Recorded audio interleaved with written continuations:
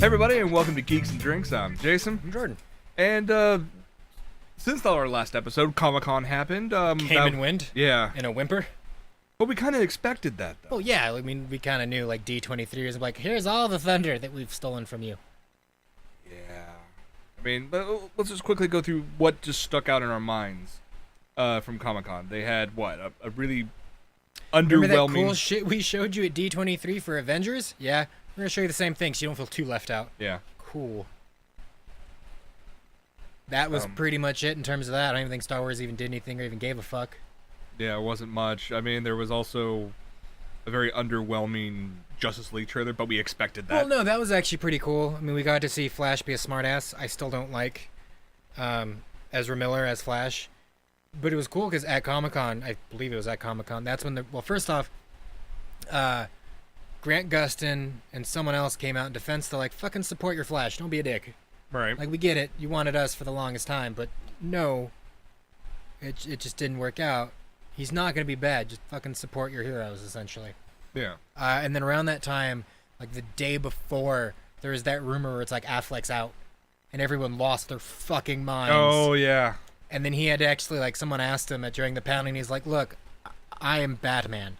I am excited to be Batman. I don't intend to not be Batman anytime soon. Right. I'm Batman. I'm in this for a good long while. And we'll get to more of that. And he got the Kevin Conroy endorsement. Yeah, that was a big thing, because surprisingly. On Friday, Kevin Conroy, they basically did a vote, like, who is the best Batman of all time. That's what Jason and I have been saying for fucking years now. Kevin Conroy, best Batman. No way around that. And then the next day at a panel, they asked Kevin Conroy who your favorite Batman is. And he's like, what? No, like, your favorite live-action Batman. That, like, cool, I'm off the table. Because even he probably knows.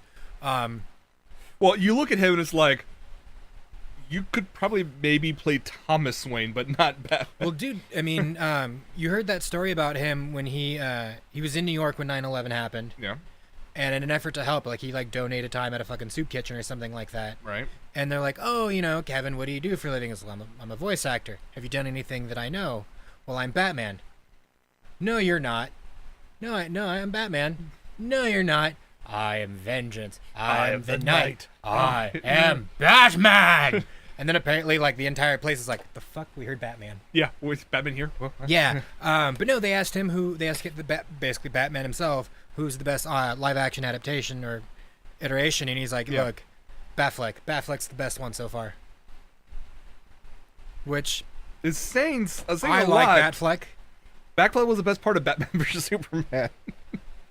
He's the only good thing. Yes, exactly. Well, Jeremy Irons wasn't bad. But I mean, like, yeah, he was the best part. He was. But, well, I guess we'll just... And they did announce the title for the Flash spin-off movie. Oh, it's Flashpoint. Flashpoint. They're jumping right into that. No, which is cool, because one, that means they can, like, do all the flashy shit right now, and then immediately listen to what the fans wanted and say, we're sorry about Zack Snyder. And get rid of everything he's done. Just do a massive retcon of everything? Well, because the main thing they've discussed is the fact that they're actually toying with the idea of having Papa Winchester be Batman, Thomas Wayne, and What's-Her-Puss coming back and actually having them as Batman and Joker. Like, they're going full-blown Flashpoint, not like in the TV show. Right. Where it's like, I wanted to make things better, and I came back, and I fucked them up. Like, I think it was at Comic-Con or like a week later, the actress that played Iris West, they were talking to her, and she's like, yeah, if I could rename The Flash to anything, I'd probably just rename the show to Damn It, Barry. And it's like, yeah, pretty much. Can't really go wrong with that. Was there anything else really at Comic-Con at that point? I mean, there was all the stuff outside, but as far as announcements... No, I mean, we had the trailer for Ready Player One.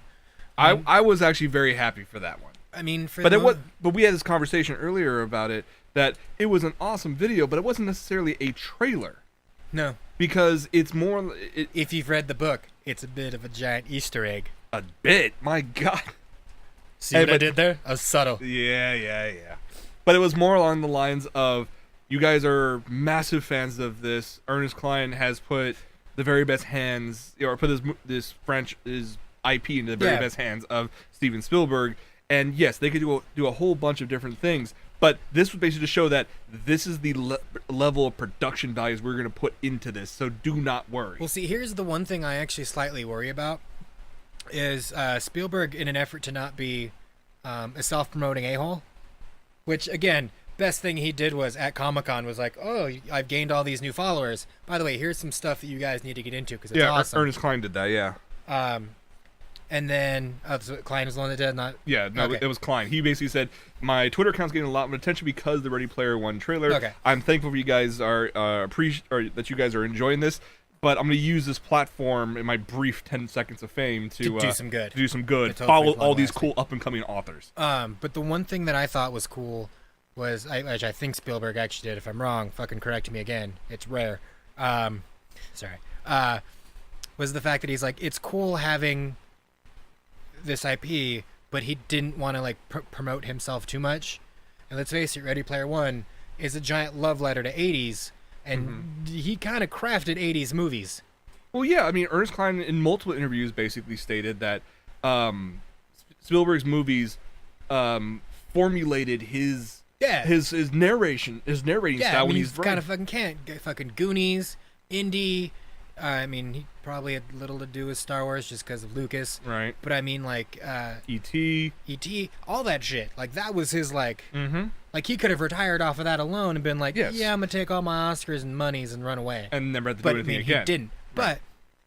But he's made the comments, like, I don't want to make too many references to my own movies because I don't want to be that guy. But it's like, no, be that guy. Be that guy. You've done some good shit. Yes. But, I mean, yes, in the book, there's a lot of Spielberg references in it, and there's probably at least a couple that remained in this movie. But you even put those all aside, there are plenty of other. There's more, way more. But it's one of those things that's like, oh man, don't nerf some of the fun for it. That's what I don't want to see happen. Yeah, and you guys can go online. There's been plenty of posts and videos of people deconstructing that trailer to showcase all the different Easter eggs and whatnot, and some of them are kind of a stretch, but we'll leave it at that. It looks fantastic. I'm hyped for it. I cannot wait. Anything else? No, that's what I was doing. It's like, what the fuck else happened? I can't think of anything else.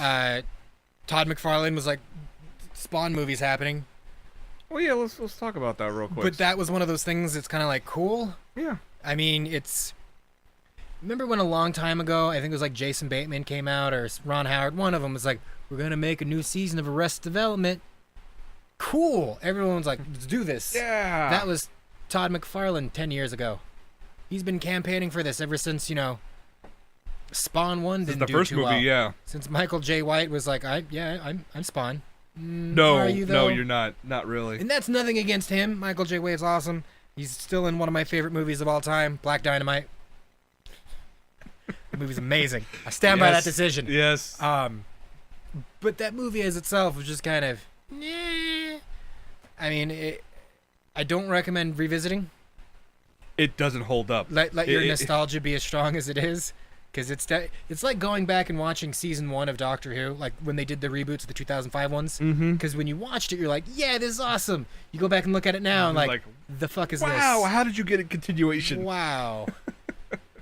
Yeah, no. This is why Microsoft was trying to kill off MS Paint, so you guys weren't going to try to continue to use their work. And they still couldn't do that after the backlash. We're like, good. Oh, I guess we are keeping Paint. I guess you didn't like our new 3D Paint. I'm still butthurt they got rid of that sweet skiing game that had that weird little squiggly... With the abominable snowman. Yeah. I'm still upset that was removed. There's someone actually has a ROM of it that you can play it on your phone. Yeah, I'm aware of it. It's. I played it for about a week and then realized even with a giant 7+, like my sausage fingers don't really work that well for that kind of gameplay. No, not but really. Todd McFarlane announced it. Everyone kind of got hyped. What else? Movie is going to happen. It's rated R. Blumhouse Productions is producing it, and they announced Rocky's going to be in Shazam, the Black Adam. That's right, they did. Which again, it was cool because it led to like a weird rumor because DC also like announced like this weird, like on Facebook when you get your like banner image where it's like bring out your finest landscape photo. Right. DC announced theirs, and it started a giant rumor because the Shazam fucking looked like Alan Richardson. Like it looked like Thad Castle from fucking yes. Blue Mountain State. God. And he had to be like, no, guys, it's not me. But it could be. Like, you son of a bitch. You're teasing us. You're teasing us just like when Drake Bell announced that he may have been Nightwing, and I'm like, I'd be down for that. You want to go be Robin? Cool. Yeah. Drake Bell, come on, give him a second chance. Not to mention the endless string of rumors of who's going to take up the role for the next reincarnation of Green Lantern. Who knows what that's going to be? Because they rumored it was Armie Hammer for the longest time, and they still haven't disproved that. No. And there was the fan art of the guy who's always dying was in 27 Dresses. Superman banged his wife. James Marsden. Thank you. I want to see your thought process in your head. How did you get to that? Well, no, like, think about it. Every movie he's ever been in, he pretty much never gets the girl, and he almost always ends up dying. Actually, yeah, you're right. Like, that's why he's probably perfect in Westworld. It's like, we're just going to fucking kill you, like, every 10 minutes. Every 10 minutes, you're going to come back, and you're going to die more and more again. But there was, like, right there. There was, like, a fan art thing where, like, it could be him. It's like, all right, cool. You've also rumored that it was Bradley Cooper at some point. Like, it's been all over the place so far as who it could actually be. We'll see what happens. I mean, there's a whole bit, going back real quick to the Justice League trailer at the end of it. You see Alfred working on the Batmobile, and you see just a reflection of someone in his glasses with a slight green tint. It's like, oh, it's you. Was it green tint? Like, I'm colorblind. I don't remember the tint. There was a greenish tint to it, and there was a red shoulder that you saw in the scene. I assumed that was Superman. Like, they didn't want to show his face because they didn't have time to CG off the mustache yet. Which is great, because once they announced that, some guy went online and clipped a bunch of scenes from Bats v Soups, and then superimposed a mustache onto all of them. I would just love if it was just like a handlebar or like a Hitler. Like, not even like something like not like a good Swanson's type mustache or a Mario. Mm-hmm. Just like either like the little Hitler. Yeah.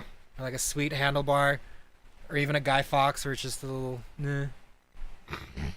maybe even a Fu Manchu. Come on, you can have him look like the bad guy from Big Trouble in Little China. God. He can try to say Martha while going like this to his sweet facial hair. Martha. We have to save Martha. All right. Welcome to my world, motherfucker. Let's dive further into that with Batman. Yes, we already talked about earlier. Ben Affleck confirmed that, yes, he's going to continue to be Batman for a while. But another bit that's going on is what Ben Affleck is going to play the Batman in. Because the standalone The Batman movie was initially going to be directed by Batfleck. He wrote the initial script, and then he stepped away from being the director, and then the new director threw out his script. I think it just became too much. And then when Matt Reeves stepped in, they were just like, look, this is what I was thinking. Well, I was kind of hoping for this. Right. Well, what if we just work on yours a bit? It's like, no, just fucking do your own thing. Don't try to bastardize mine. Right. And make some hodgepodge. Because that fucking works, doesn't it, Suicide Squad? They're just like, look, do your own thing. They lost another director. Did they really? Yes. Who? I forget. They go by. There's like their fourth director that was slated to direct Suicide Squad 2, which is supposed to be start filming like, I don't know, next month. And as of like 3 days ago, they're like, nope, I'm no longer with this project. God. They can't get anybody to stick to it. They shouldn't have gotten nerds to get so pissed off and just had Mel Gibson do it. I think he could have been good. I mean, anything it'd be funny to see Joker try to kill Jews.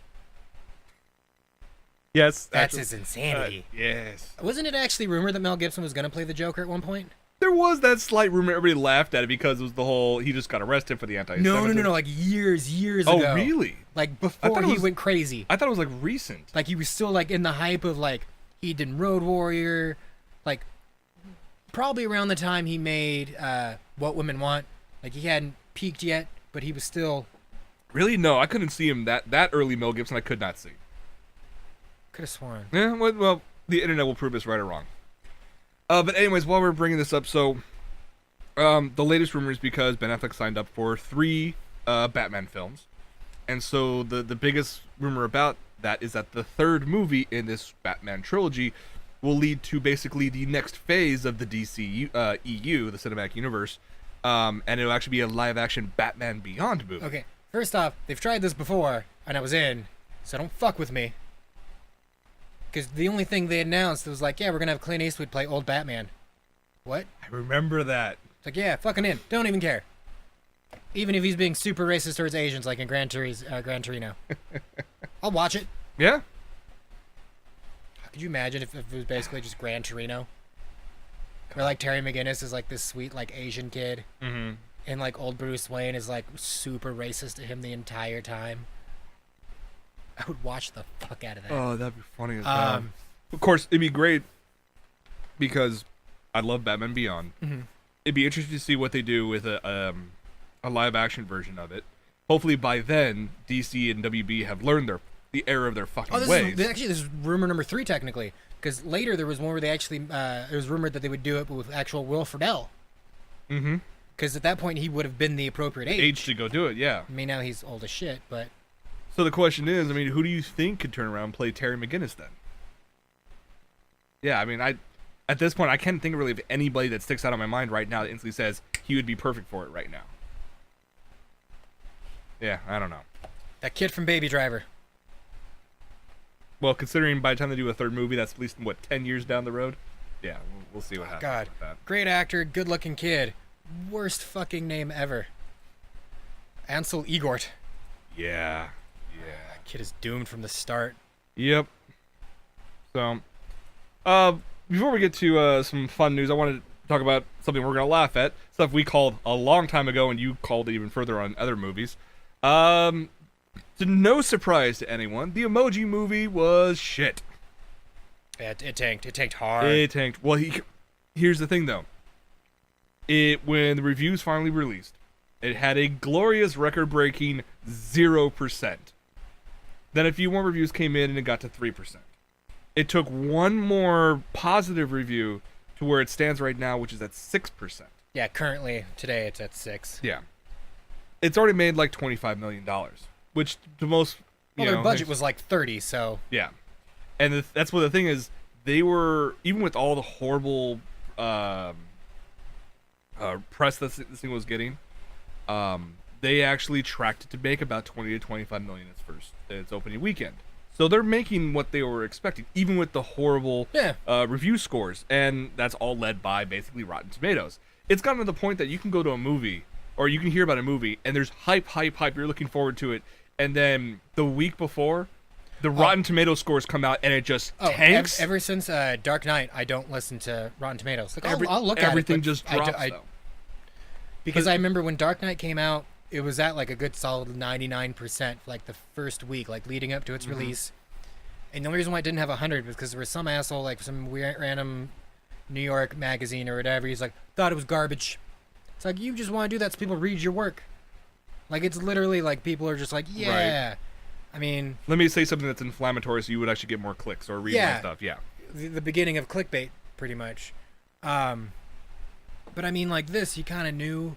I mean, these movies, look at fucking Life of Pets. That looked like shit. Yeah. And it was shit. Like, it was not good. It was not good at all. But what happened? It made decent enough money to the point where I'm pretty sure they're making a second one. They did confirm. These movies don't have to be good. They don't have to reinvent the wheel. They are essentially what Universal horror movies were back in the day. Just enough to fund the next one. We can make some shit movie, and it's super cheap to make, because you know what? We don't have to pay actors their normal fee. We can pay them like a fourth of that because they just come in and sit in a booth for like 2 days and we're done. Yep. And then on top of that, it's super cheap, and then we'll make all our money opening weekend, and then anything excess is going to go into funding the next one. That's just gravy at that point. Yeah. But the whole thing is that a lot of companies are now looking more towards Rotten Tomatoes, kind of like what video game industry does to Metacritic. Like, doesn't care what all the reviews say. What's that score on that website? If that's going to cause a problem. I keep forgetting Metacritic's even a thing. It's still a big thing. That's the crazy part about it. But with Rotten Tomatoes, like, there are movie studios out there who are so afraid of what that website's review can do to their box office that they're now delaying advanced screenings and press screenings. Mm-hmm. Usually those are like weeks, if not at least a month and a half in advance, so the writers get time to put their information or their reviews together, and so the embargo is lifted, boom, there it goes. Nowadays, there's actually reviews and press screenings happen like maybe the week of, if not like the night before, so they can't get anything out there. Mm-hmm. I mean, look at what was it's getting a lot of press right now, and I'm actually personally looking forward to it. The Dark Tower. The Dark Tower comes out in like 2 days on the 4th.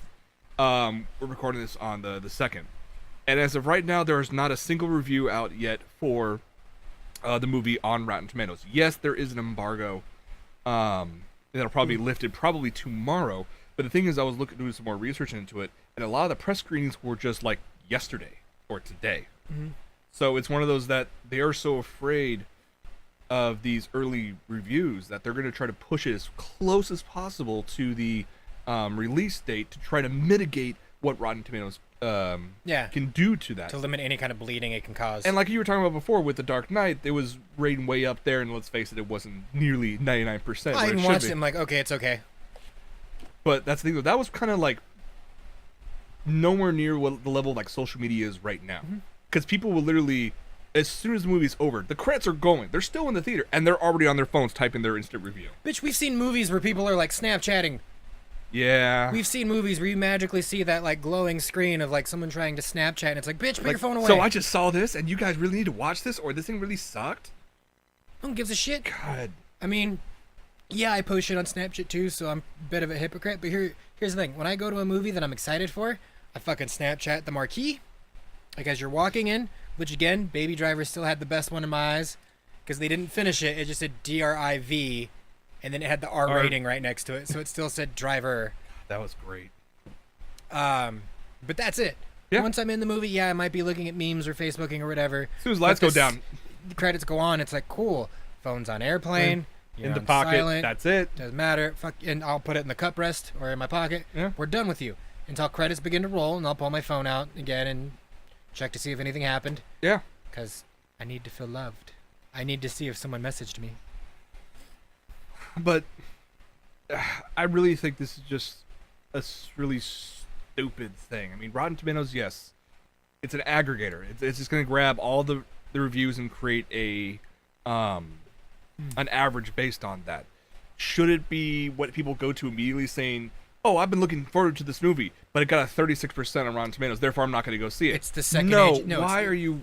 What's happening is this is the second age of saturation. Remember, back in 1940s, 50s-ish, at that point, studios were still doing their assembly line way of doing movies. Let's just keep pumping stuff out, and it's going to make money. We'll do whatever we can in the beginning, and that's fine. That's where we'll make money. Right. But around that time, they reached a saturation point where no one could keep up with what was constantly coming out. There was no way to do that. Yeah. So what they did instead, we had the rebirth of cinemas, where we got movies like Easy Rider, and we got to see movies from the East. Right. And by that, I mean like Kurosawa films and shit like that. We had a second coming where we were allowed to be, we weren't really allowed to be. We had so much, we got to be choosy. Right. So now we're getting the same thing. We have Netflix vying for our attention with movies. We have every studio trying to vie for our attention for movies. We have Marvel vying for our attention with movies. Let's be honest, superheroes are basically their own genre in themselves now. They have been for quite a while. Yeah. I'd like to think more so now, because it's... Well, right now, we're yes. getting 2 or 3 a year, not just like 1 or 2. We're really at that saturation Yeah. point. It's you. I mean, I still haven't even seen Spider-Man yet. I'll see it when I see it. Yeah, I mean, we'll rectify that sooner rather than later, but it's not like, oh my god, I gotta see it right now. But you know what I mean? It's not like earlier in the day where it's like, oh my god, fucking Man of Steel came out, there's another Superman movie, fucking down. And granted, knowing what I know now, could have waited. But yeah. Do you know what I mean? Like, it's at that point now, like, there's so fucking much. We can be choosy.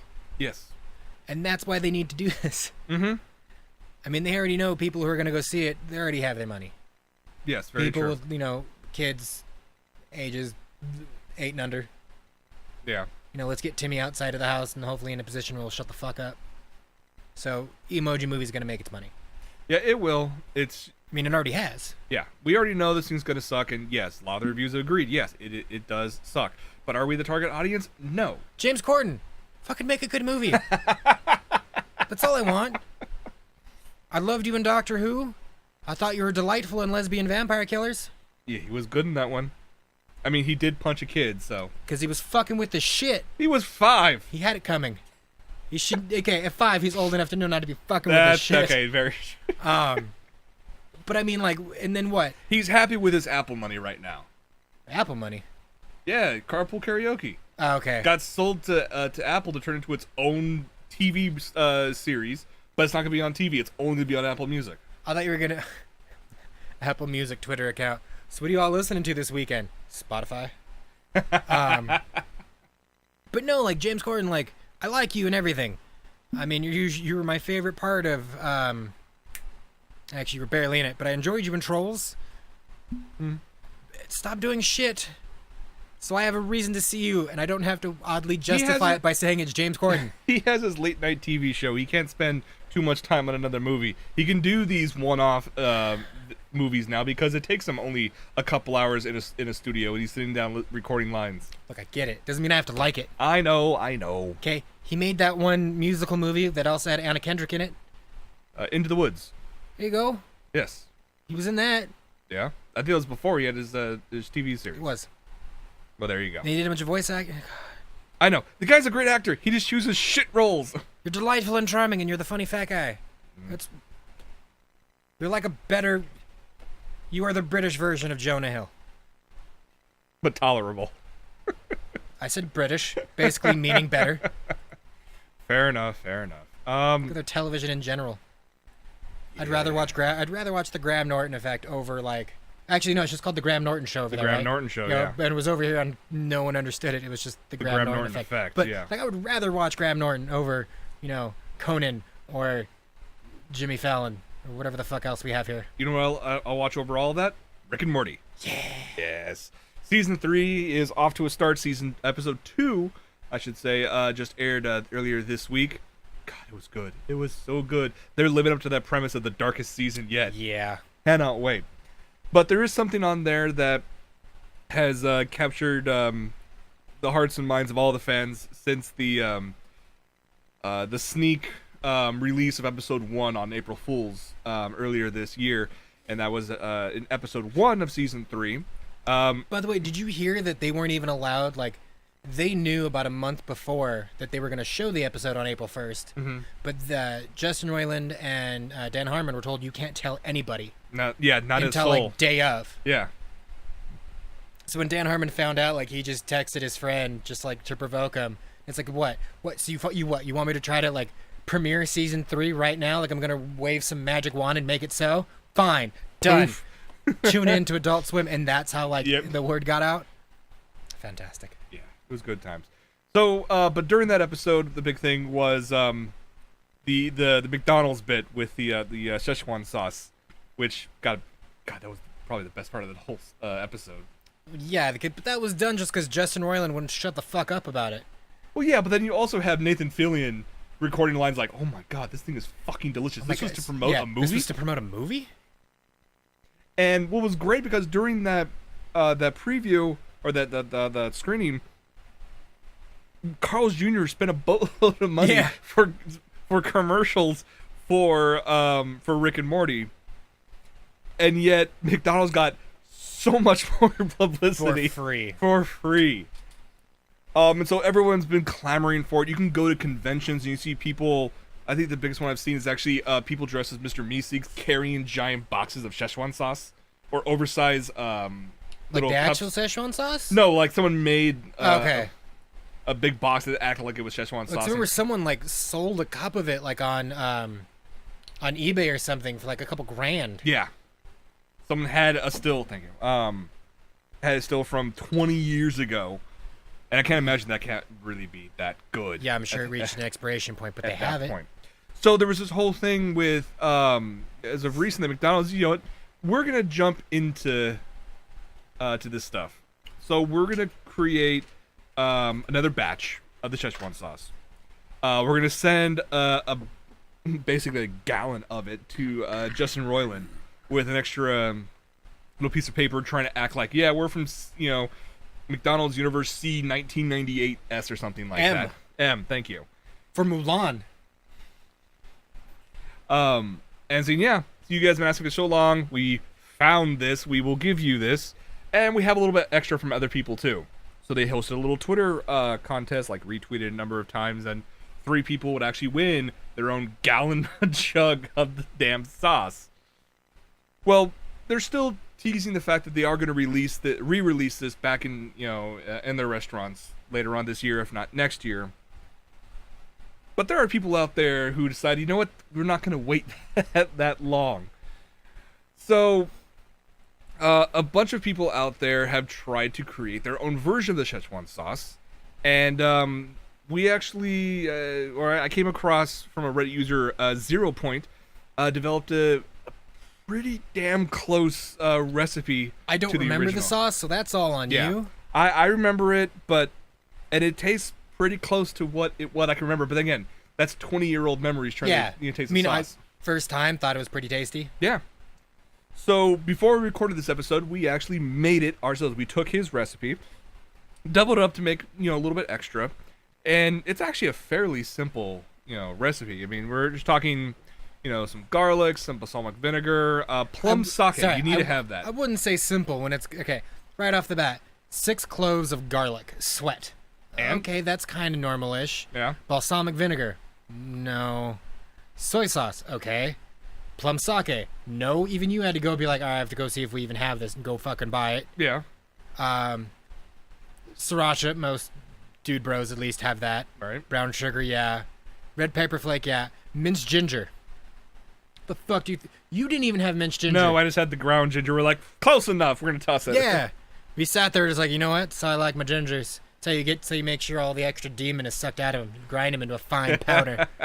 But like I said, I would say this is probably intermediate. Like it's not super difficult to make. No.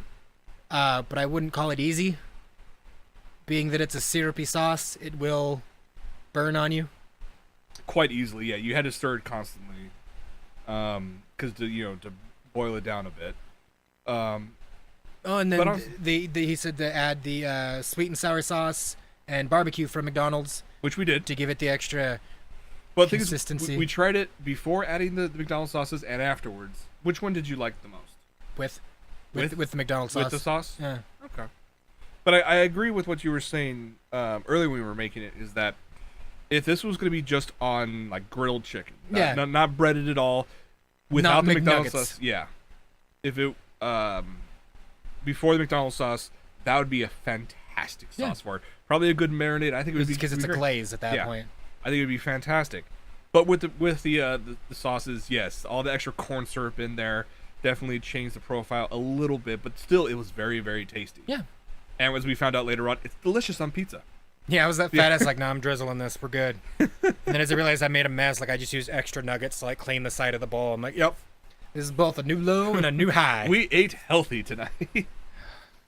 But yes, we actually... Somewhere Wilford Brimley's choking and saying diabetes. So we'll actually post a video the same time we're going to post this one online of us making the recipe or the sauce, and we will also include the recipe in the show notes as well, so you guys can make your own. Let us know how yours came out and what you guys think it pairs best with. Maybe a nice Cabernet Sauvignon, or... No, just drink more of the plum sake. That was good. I mean, that was the one mistake, is that I had a side beer and you handed me like the sake, and I'm like, cool. It's an interesting combination. Well, there's been worse. Yeah. We've made worse combinations in this house. Trial and error. It's for science. There we go. Yes. Remember, as long as you document it, it's science. Yes. So yeah, we don't have to worry about Szechuan sauce because we made it ourselves, and I'll probably make it again. And we're not the brightest bulbs. I mean, we're smart asses from time to time. But, that's basically it for us. But it's easy enough. Yeah.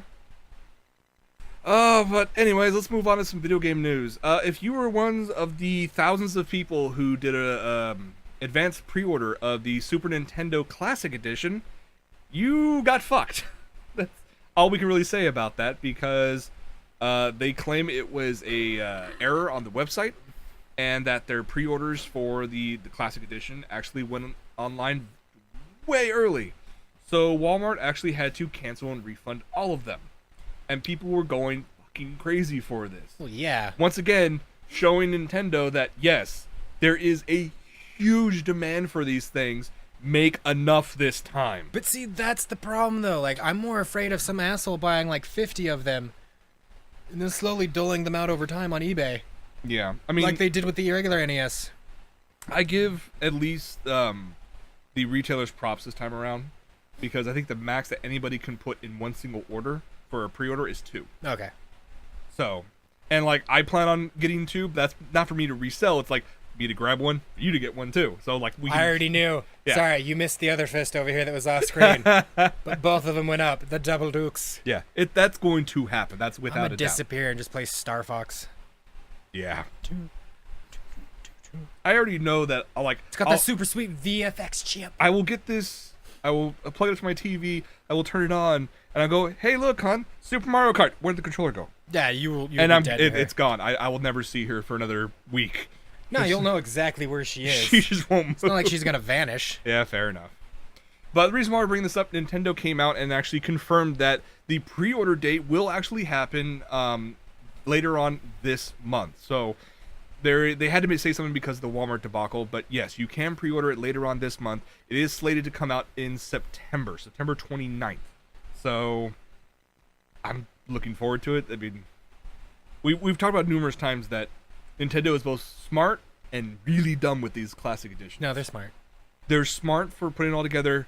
They know the nostalgia's there. They know people are willing to spend crazy amounts of money on these things. I mean, the original one came out for what, $60? Yeah. And they're still selling on, secondhand markets for like $300. Yeah, Lauren was really tempted. Amazon does like their weird pop-up store every now and again. Yes, I saw the notice for the NES Classic Edition. But he's like, I'm not driving an hour and a half to go to the Grove to go pick that up. Fuck that. I would have. I know you would have. I would have gone, work, I'm sick. I'll be right back. It was on Saturday. You technically would have been closer than I was. Yeah, that's true. Oh, well. But anyways, yeah. But anyways, yes, Super NES pre-orders come out later on this month. You can get it in September for $80. A couple more things to wrap up real quick. We finally got a first look at Deadpool 2. Well, this one is actually kind of similar to what we saw for our first sneak peek of Deadpool 1, which was Ryan Reynolds in the Deadpool outfit pulling that Burt Reynolds pose in front of the fireplace. Well, this next one is actually Zazie Beetz playing Domino and doing the exact same pose, but instead of a bearskin rug, it is actually a deflated Deadpool. Deadpool rug, I guess? I guess you can call it that. I don't know. I like it. I have nothing against it. The outfit works fine. I do give them massive props for what they're doing in terms of homage to the original character with the vitiligo on the well, see, that made ISF. me laugh, to be honest with you. Made my inner like racist come out and chuckle, because the classic Domino, she's like a pale white, but she's got the black mark over her face. Right. Nothing against Domino in the upcoming film. She's black, like she's an African American actress. Yes. She's fantastic. I think she was in Atlanta. Yes. Which is good. I mean, she's fucking gorgeous. But it's kind of funny that they did the opposite. They reversed it. Where it's like, yeah, she's black, so we'll make it white. Photoshop. All right. Colors. Someone actually did that. Someone made an image where they made her skin pale. Uh-huh. Like not like white, but like pale, yeah. Powder. Like it's and then like they actually made the mark black. I'm like, that's just I guess. I think this is actually a nice little homage to the original. I think she's gonna do a great job. We haven't heard anything else out of this. I know they're filming it right now. Yeah. Which I have to wonder if that's why they weren't there at Comic-Con. Because they're still filming it. They're like, we're in knee deep in filming. Honestly, I'm fine with that. I'm fine with them missing Comic-Con to focus on the movie rather than let's face it, it's not just let's leave for a day and come back. With the whole production schedule and already who would need to be there and take time off. That's like a 2 to 3 week delay. Yeah.